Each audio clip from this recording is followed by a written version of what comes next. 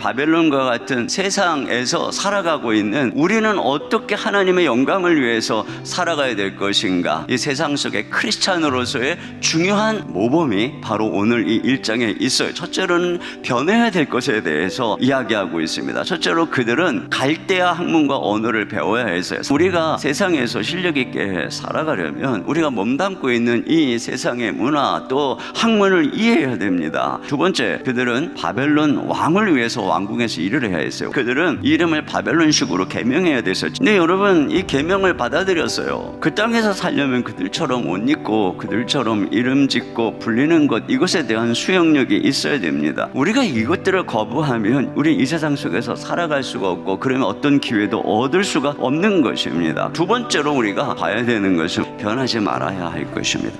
자, 그들이 이렇게 수용적이지만 타협할 수 없는 게 있었어요. 그건 뭐냐면은 왕의 음식을 먹지 않겠다는 것입니다. 모세의 율법은 이방신에게 바쳐진 짐승의 고기를 먹는 것을 확실하게 금지하고 있어요. 그러니까 왕의 진미와 포도주는 바벨론 수호 신들에게 바쳐진 희생 제사에서 취한 것이 거기서 쓰인 술일 것이기 때문에 그들이 왕의 진미를 먹는다는 것은 이 율법을 어기고 또 이 부정한 것으로 더럽힌다라고 생각을 한 것입니다. 왜 그들이 거룩만은 포기할 수 없었을까요? 거룩은 무엇이냐면 우리가 하나님께 속겠다라고 하는 것입니다. 세상에서 구별되어서 하나님께 속한 백성이다. 이게 바로 거룩인 것입니다. 하나님께서는 우리를 세상에 보냈어요. 세상 안에 두셨습니다. 거기서 살아야 돼요. 그러나 하나님은 너희는 세상에 속하지 않았다. 너희는 세상에 있지만 세상에 속한 백성이 아니라 나에게 속한 백성이다. 그러나 그들이 이 거룩을 포기한다면 그들은 세상에 있을 뿐 아니라 세상에 속한 사람이 되는 것입니다. 그러면 그들은 빛을 잃은 등불이 되는 것이고 맛을 잃은 소금이 되는 것입니다. 그러면 우리가 어떻게 세상에서 거룩을 지킬까? 이들이 보여주는 모범이 뭐냐면 첫째로는 뜻을 정하는 것입니다. 다른 것은 몰라도 나는 내 몸의 거룩은 반드시 지킨다. 이 몸은 하나님의 것이다. 나는 내 몸을 더럽히지 않는다. 이 음식을 먹는 것이 왕의 진미이고 그의 식탁에 참여하는 것이고 이것을 거절하는 것이 자칫 세상에서의 출세를 가로막는 것처럼 보인다 할지라도 나는 절대로 몸을 더럽히지 않는다. 뜻을 딱 정해야 됩니다.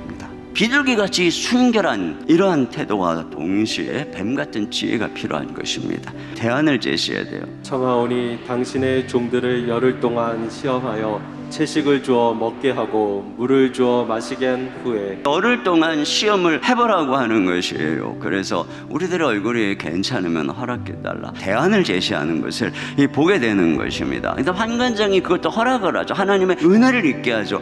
그런 과정에 뭐가 있는 것입니까? 이런 지혜가 있는 것입니다. 이렇게 자신을 지킨 소년들에게 주신 축복이 나옵니다. 하나님이 이 네 소년에게 학문을 주시고 모든 서적을 깨닫게 하시고 지혜를 주셨으니 다니엘은 또 모든 환상과 꿈을 깨달아 알더라. 네, 이게 굉장히 중요한 말씀입니다. 먼저는 학문과 서적을 깨닫는 지혜를 주셨다 이렇게 되어 있습니다. 여기 학문을 주셨다는 것은 지식을 주셨다라고 하는 뜻입니다. 또 한 가지는 뭐냐면 서적을 깨달았다라고 얘기를 하고 있습니다. 그러니까 서적은 뭐냐면 체계에 구전된 지식체계, 오랫동안 축적된 이 지혜를 말하는 것입니다. 그러니까 이것을 습득하고 활용할 능력을 주셨다라고 하는 것입니다. 근데 다니엘에게는 더 나아가서 모든 환상과 꿈을 깨닫게 하셨다라고 말씀하고 있습니다. 하나님께서는 다니엘에게는 역사의 주관자이신 하나님이 미래를 꿰뚫는, 역사를 꿰뚫는 통찰력을, 예지력을 주신 것입니다. 우리는 하나님의 성령에 함께합니다. 거룩한 진리가 있습니다. 죄를 이깁니다. 이 몸을 하나님의 의의 병기로 도구로 세상과 구별하여 거룩하게 지키기 때문에 하나님의 영에 함께합니다. 그렇기 때문에 그런 몸 거룩하게 하나님께 의의 병기로 사용하고자 하는 이 몸은 그들하고는 차원이 다른 것입니다.